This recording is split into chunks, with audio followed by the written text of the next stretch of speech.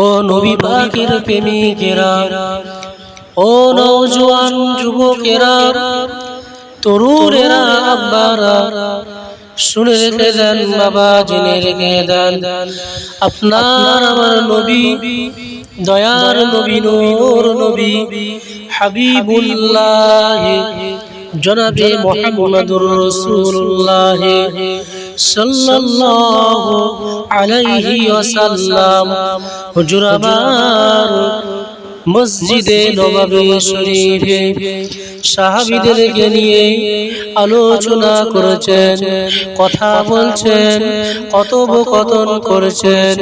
রাসূলুল্লাহ এমন অবস্থায় বললেন, ও আমার সাহাবীরা, ও আমার সাহাবীরা, শুনে রেখে দাও, জেনে রেখে দাও, আমি রাসূলুল্লাহ বলে দিই, তোমরা দুনিয়ার বুকেতে যেখানে জান্নাতের বাগান দেখতে পাবে, ওই জান্নাতের বাগানে বসে যাবে। সাহাবীরা প্রশ্ন করলেন, ইয়া রাসূলুল্লাহ, ইয়া হাবিবাল্লাহ, হুজুর আপনি যে বলছেন যেখানে জান্নাতের বাগান দেখতে পাবো, ওই জান্নাতের বাগানে বসে যাব। ইয়া রাসূলুল্লাহ, ইয়া হাবিবাল্লাহ, হুজুর আপনি কি আমাদেরকে বলবেন দুনিয়ার বুকেতে কোন জায়গাটা জান্নাতের বাগান, কিভাবে আমরা বুঝবো?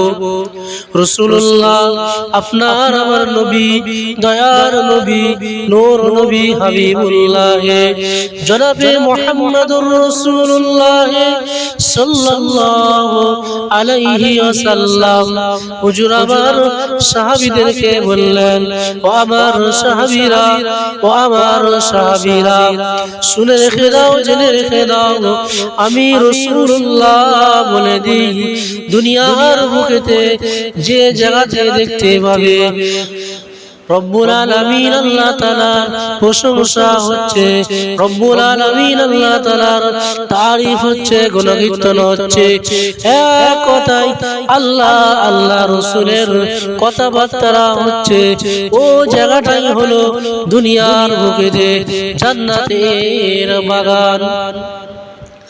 সাহাবীরা প্রশ্ন করলেন, ইয়া রাসূলুল্লাহ, ইয়া হাবিবাল্লাহ, হুজুর দুনিয়ার বুকেতে ওই জান্নাতের বাগানে বসলে আমাদের কি ফায়দা হবে, কি লাভ হবে?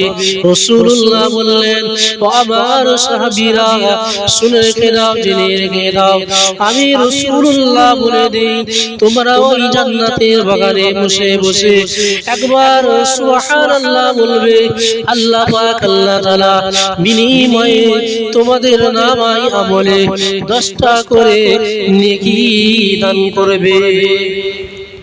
শুধু তাই নয়, ও আমার সাহাবীরা ওই জান্নাতের বাগানে বসে বসে একবার আলহামদুলিল্লাহ বলবে, আল্লাহ পাক আল্লাহ তাআলা বিনিময়ে 10টা নেকি দান করবে।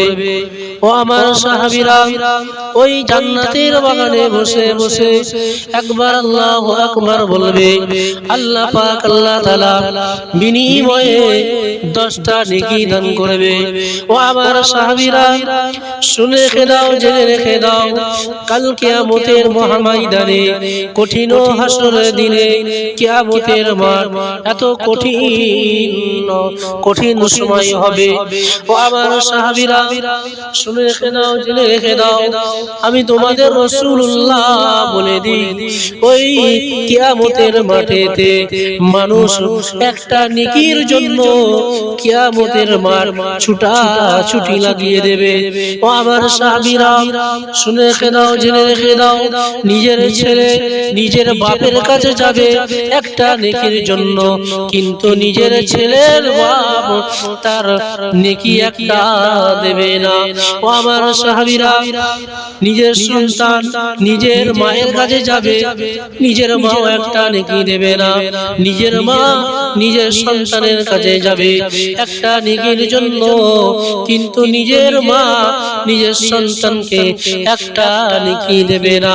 নিজের স্বামী নিজের স্ত্রীর কাছে যাবে নেকির জন্য, কিন্তু স্বামী একটা নেকি দেবে না। নিজের স্বামী নিজের স্ত্রীর কাছে যাবে, কিন্তু নিজের স্ত্রী একটা সওয়াব নেকি দেবে না।